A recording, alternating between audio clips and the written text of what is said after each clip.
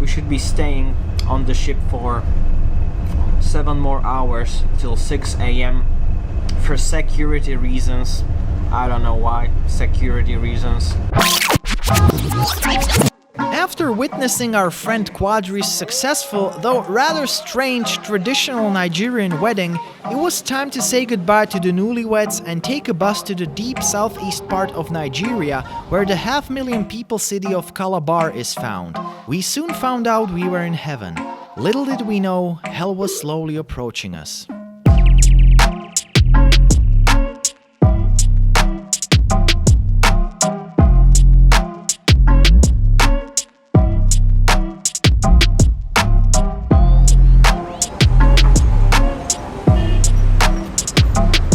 This is definitely one of the most beautiful African cities I've ever seen. I think of Iringa in Tanzania and Saint Louis in Senegal, but this city, Calabar, it has something special. It's very clean, very organized.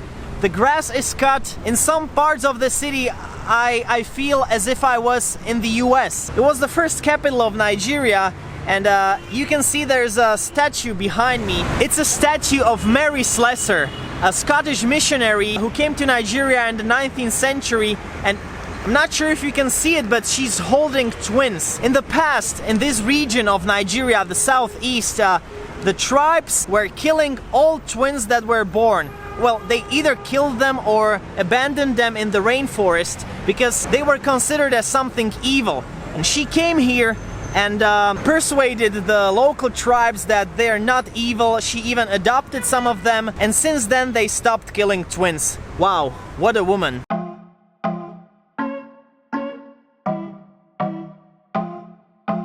There's still one thing that I need to do before leaving Nigeria, because we're leaving tomorrow. I need to get a haircut.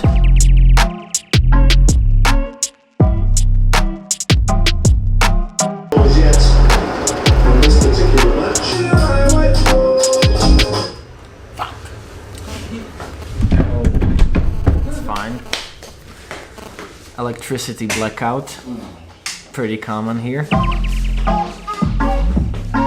It happens like 20 times a day here in Nigeria.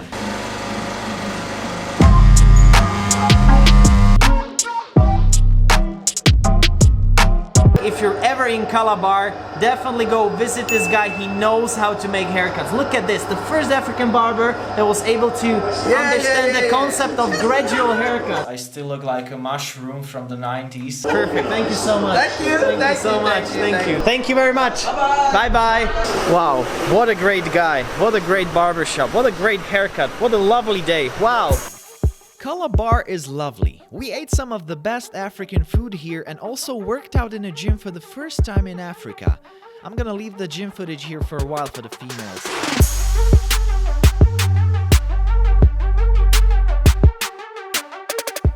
I guess you're satisfied, so let's move on to the next day, the day of our departure, which turned out to be a complete disaster. Leaving Nigeria this morning, we're going to Cameroon, but I'm not that excited, to be completely honest with you.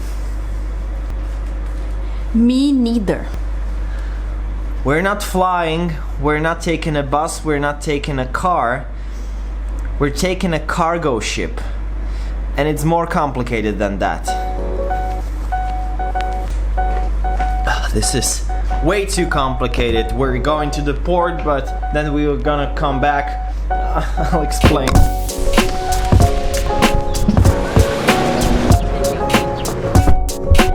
This guy, let's call him Mr. T, is very important in our terrible story. He claimed to be working in a port and said we wouldn't be able to buy the tickets without him.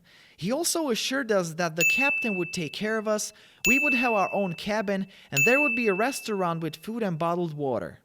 So a little change of plans. We're not taking the boat that leaves at 10 a.m.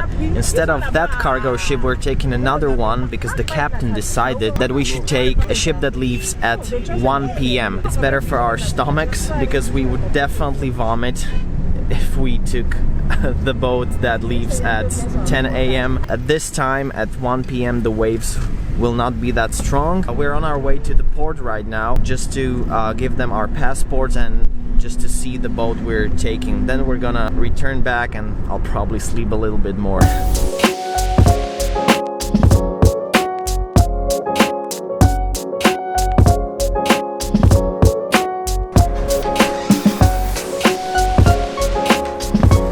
So we've seen the port, we've seen the ship.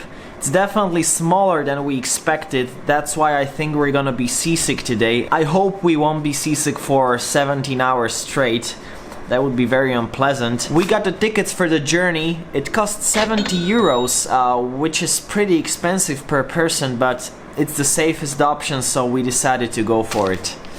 I'm gonna take a little nap and then we're gonna buy some lunch. See you at the port. So it begins. Hi, we're leaving. This is the key. Thank you very much. Bye bye. Bye bye.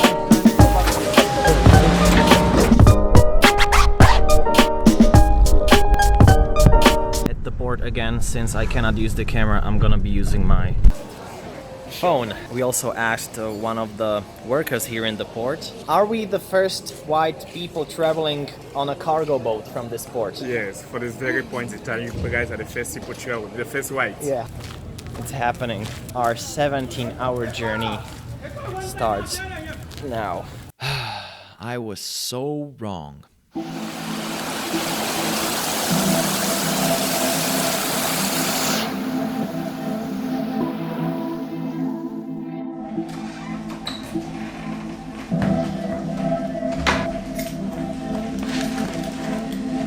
It's 5 p.m. and we're back in our hotel room. Oh my god. The ship didn't leave. There were some delays with the cargo. The people were putting the cargo into the ship for a very long time. It caused the delay. And every ship that leaves the port needs to be followed by a Nigerian Navy ship. And all the Navy ships left and they are available from tomorrow's morning. That's why we have to go tomorrow morning at around 6 a.m. Everything is just so complicated. We took the medication for the motion sickness and seasickness 1 hour before we were supposed to leave the port, and it's some strong shit from Pakistan. It made us really sleepy, dizzy. I'm so dizzy right now. And so we're leaving tomorrow, I guess. This is Africa.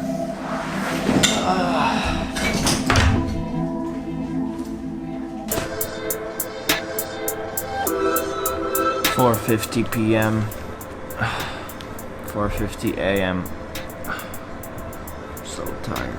The driver was supposed to meet us right now, but he's not here. He's gonna meet us in 1 hour. So we woke up 1 hour early. We were supposed to meet at 5 a.m. African time, I guess. I'm gonna take a little nap and then I'll see you. Let's try this one more time.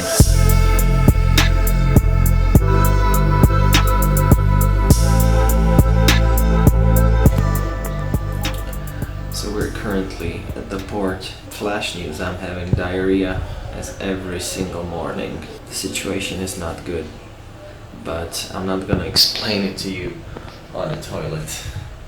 Let me just wipe my ass and I'll explain it to you. Remember the 3 promises of Mr. T? None of them were true. We found ourselves on a ship sailing in the dangerous waters of the Gulf of Guinea, where hijacking is common, with a captain that did not care about us, without any food, helpless and desperate. As hopeless as the situation seemed, someone up there probably wanted us to survive this journey.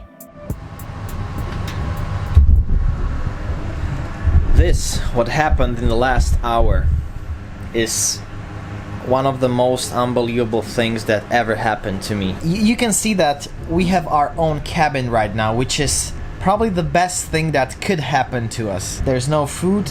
There are only just like a couple of water sacks for the passengers. There's only one room, just one small room for like 50 people that are on this ship right now. and then only floor and like the benches outside, which is perfect for seasickness. The captain didn't know us. He seemed quite aggressive, so the atmosphere was not very good. Teresa was crying several times. I think I was maybe minutes away from a complete meltdown. We were seriously thinking about staying here in Nigeria illegally because we already left Nigeria. It's stamped in our passports. Then I went to check the center of the ship, because it's always better if you're staying in the center of the ship in order to avoid the seasickness. I went to the center of the ship and I suddenly saw a small cabin, and there was one of the ship's crew members, a very young one, doing something inside that cabin, and I saw there was a bed. So I came to that cabin and asked one question: how much?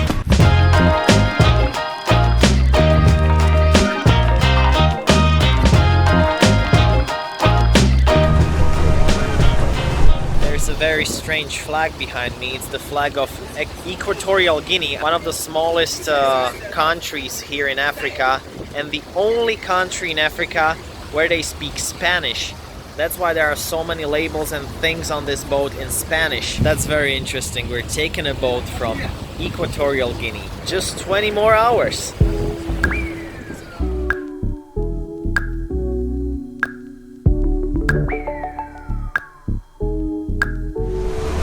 Teresa just told me the sunset is beautiful, so I'm going upstairs. Wow.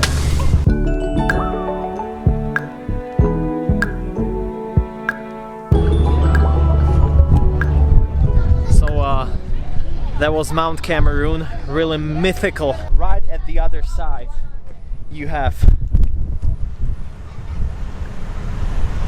that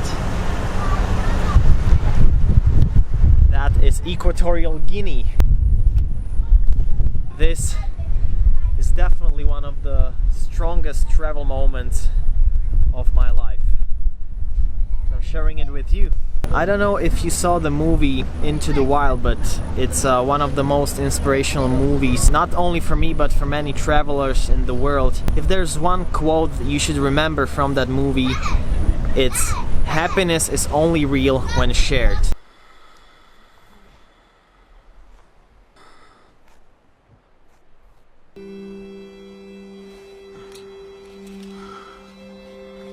It's 100% true. Can't believe that's Equatorial Guinea right there. We should go there sometime. Yes.